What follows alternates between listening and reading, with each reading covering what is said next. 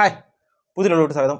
ഇന്ന് വന്നിരിക്കുന്നത് തിയേറ്ററിൽ 8 നില പൊട്ടി സൈനയിൽ OTT റിലീസ് ചെയ്ത സിനിമ പാലും പഴവും.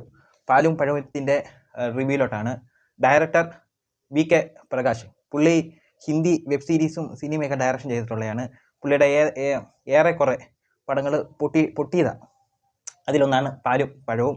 റൈറ്റർ ആശിഷ് രജനി, ഉണ്ണി കൃഷ്ണൻ. ഈ ഇങ്ങനത്തെ മ്യൂസിക്കൊന്നും എനിക്ക് നല്ല രീതിയിൽ ഇഷ്ടപ്പെട്ടതൊന്നുമില്ല. അതിനകത്ത് BGM ചെയ്തേക്കുന്നത് അത്യാവശ്യം കൊള്ളാം. സെക്കൻഡ് ഹാഫിലെ അത് ചെയ്തേക്കുന്ന ഗോപി സുന്ദർ. പടത്തിലോട്ട് പോവുകയാണെങ്കിൽ ഇതിൻ്റെ മെയിൻ ക്യാരക്ടർ ചെയ്തേക്കുന്ന അശ്വിൻ അറിയാലോ, നമ്മുടെ കളർ പടത്തിലെ എന്ന് വെച്ചാൽ ക്യൂവിനകത്തൂടെ വന്ന് കളർ പടത്തിലെ ഒറ്റ ഒരു ഷോർട്ട് ഫിലിമും ഉണ്ട്. ഏറെക്കുറെ പോപ്പുലറായ ഒരു ആക്ടറാണ് അശ്വിൻ. പിന്നെ മീര ജാസ്മിൻ രണ്ടാമത്തെ തിരിച്ചു വരവാണ്. ഇവരെ പറ്റി ഞാൻ പറയുന്നുണ്ട്. സിനിമയുടെ ഒരു കാര്യം വെച്ച് പറയുകയാണെങ്കിൽ നല്ല സൂപ്പർ ബോർ സിനിമയായിട്ടുണ്ട്. നല്ല സൂപ്പർ ബോർ സിനിമ. തുടക്കം കാണിക്കുന്നതെന്ന് പറഞ്ഞാൽ ഒരു വീട്ടിലെ വഴക്കാണ് കാണിക്കുന്നത്. അപ്പോൾ ആദ്യത്തെ ഷോട്ട് വെച്ച് നോക്കുകയാണെങ്കിൽ ഇതിൻ്റെ നായിക സുമി എന്നാണ് പേര്. മീര ജാസ്മിൻ്റെ പേരാണ് സുമി. പുള്ളി ഒരു കിറുക്കൊക്കെ പിടിച്ച് കൈയും പൊക്കിക്കൊണ്ട് ഓടുന്ന പിറ്റുമ്പേയും പറഞ്ഞുകൊണ്ട് ഓടി വരുന്ന ഒരു ഷോട്ടാണ് ആദ്യമേ കാണിക്കുന്നത്. അതായത് ഒരു പ്രാന്തുള്ള ഒരാൾക്ക് എങ്ങനെ ഉള്ള ഒരാളുടെ എങ്ങനെയാണെന്ന് വെച്ചാൽ അത് തന്നെ. പിന്നെ സൂക്ഷിച്ച് നോക്കിയപ്പോഴാണ് മനസ്സിലാവുന്നത് കയ്യിൽ ഒരു അഡ്വൈസ് ഇരിപ്പുണ്ട്. അത് PSCയുടെ തോന്നുന്ന ഒരു അഡ്വൈസ് ഇരിപ്പുണ്ട്. പുള്ളിക്കാരി അതും മേടിച്ചുകൊണ്ട് വന്നിട്ട് വീടിൻ്റെ മുന്നത്ത് വന്നിരുന്ന് കിടന്ന് എന്തൊക്കെ കാറിയിട്ട് അവിടെ കിടന്ന് വാശി ചെയ്യിപ്പിക്കും ഉറക്കെ. അതിൻ്റെ ഇടയ്ക്ക് ഈ മീര ജാസ്മിൻ്റെ ചേട്ടനായിട്ട് വന്നേക്കുന്നത് മിഥുൻ, അതായത് കോമഡി ഉത്സവത്തിനകത്ത് ആങ്കർ മിഥുനാണ് എൻ്റെ ചേട്ടനായിട്ട് വന്നേക്കുന്നത്. അമ്മയായിട്ട് വന്നേക്കുന്നത് ശാന്തി കൃഷ്ണ. തുടക്കത്തെ ഒരു ഷോട്ട് തന്നെ വെച്ച് എനിക്ക് മനസ്സിലായി ഇതൊരു വെറുപ്പീര് പടമാണെന്ന്. തുടക്കത്തെ ഷോട്ട് തന്നെ വെച്ച് അതിനകത്ത് ഒരു നാടകത്തിൻ്റെ കൂട്ട് തന്നെ കുറേ പേര് അവിടെ കിടന്ന് വഴക്കൂടുന്നു. ഒന്നാമത്തെ വെറുപ്പീര് മീര ജാസ്മിനാണ്. അത് സുമിയുടെ ക്യാരക്ടർ അവിടെ കിടന്ന് എന്തൊക്കെയോ കാറി വിളിക്കുന്നുണ്ട്. അത് കഴിഞ്ഞിട്ട് ഈ മിഥുനാണെങ്കിൽ, അതായത് മീര ജാസ്മിൻ്റെ അതായത് സുമിയുടെ ചേട്ടൻ, പുള്ളിക്കാരെ എഴുന്നേറ്റതേ ഉള്ളൂ. ചായ വേണമെന്ന് പറയേണ്ടത് വഴക്ക് വെക്കുക കേട്ടോ. അപ്പോൾ TV കണ്ടുകൊണ്ടിരിക്കുക. TVക്കകത്ത് കാണിച്ചേക്കുന്ന 10 സ്പോർട്സ് ആണ്. 10 സ്പോർട്സിനകത്ത് ഈ കഥ നടക്കുന്നതെന്ന് പറഞ്ഞാൽ 2006 2007 ആ സമയത്താണ് തുടങ്ങുന്ന കഥ കാണിക്കുന്ന ആ സമയത്താണ്. അപ്പോൾ പുള്ളിക്കാരിരുന്ന് 10 സ്പോർട്സിനകത്ത് WWE കണ്ടുകൊണ്ടിരിക്കുകയാണ്. ബ്രോക്ക് ലെസ്നറിൻ്റെ മാച്ച്. ഞാനൊരു കാര്യം ചോദിച്ചോട്ടെ. ഈ 2004 റെസൽമേനിയയിൽ ബ്രോക്ക് ലെസ്നർ ഗോൾഡ്ബർഗ് ഇവർ തമ്മിലൊരു മാച്ച് ഉണ്ടായിരുന്നു. ഏറ്റവും WWEയിലെ ഏറ്റവും വേസ്റ്റ് മാച്ചിലൊന്നാണ് ഇത്. അതിനകത്ത് ഗോൾഡ്ബർഗ് ജയിച്ച് ബ്രോക്ക് ലെസ്നർ വെളിയായി കഴിഞ്ഞ് ബ്രോക്ക് ലെസ്നർ നല്ലൊരു ബ്രേക്കും എടുത്ത് പിന്നെ MMA പോയത്. അതിൻ്റെ ഇടയ്ക്ക് അത് കഴിഞ്ഞിട്ട് റിട്ടേൺ ചെയ്ത് വന്നതെന്ന് പറഞ്ഞാൽ 2014 റീമാച്ച് വെച്ചിട്ടുണ്ടായിരുന്നു റെസൽമേനിയയുടെ മാച്ച് തന്നെ. അതിനകത്ത് ഇവർ തമ്മിൽ വന്നിട്ടുള്ളത്. അതിൻ്റെ ഇടയ്ക്ക് ഇവർ ഈ 2007 അതായത് 10 വർഷത്തിന് മുമ്പ് നടന്ന കളി എങ്ങനെ 2007 കണ്ടതെന്ന് മനസ്സിലാവില്ല. കറക്റ്റ് ആ മാച്ച് ഞാൻ കണ്ടതാണ്. അപ്പോൾ ഈ VK പ്രകാശ് നോക്കി ഡയറക്ഷൻ ചെയ്യുമ്പോൾ ഒരു മാച്ചെങ്കിലും, ഒരു WWE ആണെങ്കിൽ അതിൻ്റെ ആ സമയത്ത് നടക്കുന്ന മാച്ചെങ്കിലും ഒന്ന് കാണിക്കാൻ നോക്കണം. അശ്വിൻ്റെ പേര് സുനിലിൻ്റെ ഒരു കൊച്ചുനാൾ തൊട്ടാണ് കാണിക്കുന്നത്. അതിനകത്ത് തുടക്കം തൊട്ട് അവരുടെ ചേട്ടനും അനിയനും തമ്മിലുള്ള ഏറെക്കുറെ വീടുകളിലെല്ലാം നടക്കുന്ന ഒരു കാര്യമാണ്. ചേട്ടനും അനിയനും തമ്മിലുള്ള വഴക്കും അവർ തമ്മിലുള്ള അടിയും പിടിയൊക്കെ എല്ലാം കാണിക്കുന്നുണ്ട്. പെങ്ങളുണ്ടെങ്കിൽ അതും.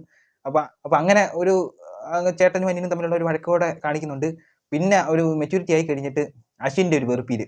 ഞാനൊരു കാര്യം പറയാമല്ലോ, കണ്ടർപ്പടത്തിനകത്തൂടെ ഞാൻ കണ്ടപ്പം ഞാനത് കുറേ വട്ടം കണ്ട ഒരു ഷോർട്ട് ഫിലിം. അതിനകത്തൂടെ പുള്ളി വേറെ ഒരു ലെവലിൽ എത്തുമെന്ന് വിചാരിച്ചാൽ. പക്ഷേ പുള്ളിക്കാരൻ്റെ ആക്ടിങ്ങിലൊന്നും വലിയ കുഴപ്പമില്ല. സെക്കൻഡ് ഹാഫിൽ ഫസ്റ്റ് മൊത്തം വെറുപ്പിച്ചിട്ടുണ്ട്. സെക്കൻഡ് ഹാഫിൽ നല്ല രീതിയിൽ ഇമോഷനും എല്ലാ കാര്യങ്ങളും ചെയ്തിട്ടുണ്ട്. പക്ഷേ തിരഞ്ഞെടുക്കേണ്ട ഒരു പടവും കൂടി നല്ലോണം തിരഞ്ഞെടുക്കണം.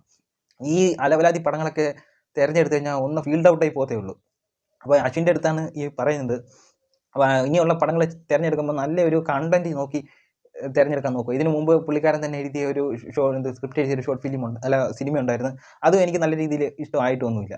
അപ്പോൾ ഇപ്പോഴത്തെ നിലവിൽ 2024 2025 ഇനി എന്തുവാണോ ഇപ്പോഴത്തെ പ്രേക്ഷകർക്ക് എന്തുവാ വേണ്ടേ അതനുസരിച്ച് ചെയ്യണം. അല്ലാതെ ഇതൊരു ചെറിയൊരു കണ്ടൻറ്റേ ഉള്ളൂ. പാലും പഴം എന്ന് പറഞ്ഞത് ഒരു ചെറിയൊരു കണ്ടൻറ്റ്, ഒരു ഷോർട്ട് ഫിലിം, ഒരു 20 മിനിറ്റ് നിൽക്കേണ്ട ഒരു ഷോർട്ട് ഫിലിമിൻ്റെ ചെറിയൊരു കണ്ടൻറ്റേ ഉള്ളൂ.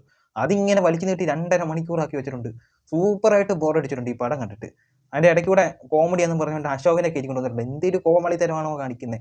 ഒരു ബാങ്കിനകത്ത് വെച്ച് എന്തൊക്കെ കോമളിത്തരം കാണിക്കുന്നത് അതിനപ്പുറം കാണിച്ചു വെച്ചിട്ടുണ്ട്. തണ്ണീർമത്തൻ ദിനത്തിനകത്ത് ലിൻഡപ്പൻ ഉണ്ടല്ലോ, പുള്ളി ഇതിനകത്ത് ചെയ്തിട്ടുണ്ട്. പുള്ളിക്കാരത്ത് അത്യാവശ്യം നല്ല മെച്യൂരിറ്റി ലെവലൊക്കെ ആയിട്ടുണ്ട്. അത്യാവശ്യം ഒരു ചെറിയൊരു ക്യാരക്ടർ കൊടുത്ത് മാറ്റിയിട്ടുണ്ട്. പിന്നെ എല്ലാവരും കൂടി ഇതൊരു സിനിമയായിട്ട് ഞാൻ ഒരിക്കലും ഇത് പരിഗണിക്കത്തില്ല. കാരണം എന്ന് പറഞ്ഞാൽ ഇതെല്ലാം കൂടി എന്തൊക്കെയോ കയ്യിൽ നിന്ന് പോയിട്ട് എല്ലാം കൂടി ഇരുന്ന് കാര്യം പറഞ്ഞ് എന്തൊക്കെയോ തട്ടിക്കൂട്ടി എടുത്ത ഒരു സാധനം എന്ന് വേണമെങ്കിൽ പറയാം. സിനിമയെന്ന് പറഞ്ഞുകൊണ്ട് സെൻസർ ബോർഡിനെ അയച്ച് അതിനെ തിയേറ്ററിൽ പ്രദർശിപ്പിച്ച എന്തോ ഒരു എല്ലാം കൂടി കുഴച്ച് എല്ലാം കൂടി ഇരുന്ന് കാര്യം പറഞ്ഞ് ഉണ്ടാക്കി. അതിനകത്ത് ഡയലോഗ്സ് ഒന്നും ഇല്ല, ചുമ്മാതെ എടുത്ത് ഇപ്പോൾ അവർ തമ്മിൽ എന്തോ വായി വരുന്നതെന്ന് പറഞ്ഞാൽ അതിരുന്ന കാര്യം പറഞ്ഞിട്ട് അതങ്ങ് എടുത്ത് അതങ്ങ് ഷൂട്ട് ചെയ്തെടുത്തിട്ട് സിനിമയാക്കി കൊടുത്തൊരു സാധനമായിട്ട് എനിക്ക് ഇതായിട്ട് തോന്നിയുള്ളൂ. ഒരു സിനിമയായിട്ട് ഞാൻ ഒരിക്കലും ഇത് പരിഗണിക്കത്തില്ല. എൻ്റെ ഒരു ബോറ് സിനിമയായിട്ടാണ് എനിക്ക് ഈ ഒരു സിനിമ കണ്ടിട്ട് എൻ്റെ ഒരു പേഴ്സണൽ അഭിപ്രായം എനിക്ക് തോന്നിയത്. എനിക്ക് ഒരിക്കലും ഈ ഒരു സിനിമ സാറ്റിസ്ഫൈഡ് ആയിട്ടില്ല. പിന്നെ മീര ജാസ്മിനെ പറ്റി ഞാൻ നേരത്തെ പറഞ്ഞിട്ടുണ്ട്, രണ്ടാമത്തെ തിരിച്ചു വരവാണെന്ന് ഞാൻ പറഞ്ഞിട്ടുണ്ട്. എന്തുമായാലും ഈ സമയത്ത് നിങ്ങളൊന്നും ഓടത്തില്ല. എന്തുമായാലും ഗതി കിട്ടാത്ത ഒരു ആക്ട്രസ്, വേറെ ആക്ട്രസ്മാരുണ്ട്, അത് ഞാൻ കൂടെ പറയാവുന്നതാണ്. 2000-ന് ശേഷം ഗതി കിട്ടാത്ത ഒരു ആക്ട്രസിൽ ഒന്നാണ് മീര ജാസ്മിൻ. ഇപ്പോഴും ഇത് നിങ്ങളെപ്പോലുള്ള ആക്ട്രസ്മാരൊന്നും ഇപ്പോൾ ആവശ്യമില്ല, ഈ ഒരു സിനിമയിലും ആവശ്യമില്ല. നിങ്ങളൊക്കെ എപ്പോഴും എടുത്ത് വെളി കളഞ്ഞിട്ടുണ്ട്. പിന്നെ ഈ മലയാളം ഇൻഡസ്ട്രി എടുത്ത് കളഞ്ഞിട്ടുണ്ട്, ബാക്കിയുള്ള ഇൻഡസ്ട്രി കളിക്കണം. ബാക്കിയുള്ള ഇൻഡസ്ട്രിയിൽ നിങ്ങൾ വലിയ രീതിയിൽ ചലനമൊന്നും സൃഷ്ടിച്ചിട്ടില്ല. അപ്പോൾ ഇപ്പോൾ ഈ ഒരു സമയത്ത് 2024-25 നിങ്ങളുടെ ആവശ്യമില്ല. നിങ്ങൾക്ക് ചെയ്യുന്ന പരിപാടി എന്ന് പറഞ്ഞാൽ ഇപ്പം നമിത പ്രമോദ് നല്ല ബ്രില്യൻറ്റ് ആക്ട്രസ്സാണ്. കാരണം അവർക്കറിയാം അവർ സിനിമയിൽ ഫീൽഡ് ഔട്ട് പിടിച്ച് നിൽക്കത്തില്ലെന്നും അറിയാം. ഫീൽഡ് ഔട്ട് ആവാൻ തുടങ്ങുന്നുണ്ടെന്ന് അറിഞ്ഞപ്പോൾ തന്നെ അവർ പോയി ഒരു റെസ്റ്റോറൻറ്റ് ഇട്ടിട്ടുണ്ട്, ഒരു ബിസിനസ് പരമായിട്ട്. കാരണം അവർ ഈ സിനിമ പിടിച്ച് നിൽക്കത്തില്ല. അതേപോലെ നിങ്ങളും ഇനി പിടിച്ച് നിൽക്കത്തില്ല. ഈ നമിത പ്രമോദിൻ്റെ അടുത്ത് ഏതെങ്കിലും ഒരു റൂമോ വല്ലതും കിട്ടുവാണെങ്കിൽ, അവിടെ നിന്ന് വാടകയ്ക്ക് വല്ലതും കിട്ടുവാണെങ്കിൽ അവിടെ ഒരു റെസ്റ്റോറൻറ്റ് തുടങ്ങിയാൽ നല്ലതായിരിക്കും. അല്ലെങ്കിൽ ടെക്സ്റ്റൈൽ ഷോപ്പോ അങ്ങനെ വലിയ രീതിയിൽ തുടങ്ങിക്കഴിഞ്ഞാൽ അതിൻ്റെ ബിസിനസ് കൊണ്ട് ജീവിക്കാം. അല്ലാതെ ഈ ഒരു സമയത്ത് നിങ്ങളുടെ ഒന്നും ആവശ്യമില്ല.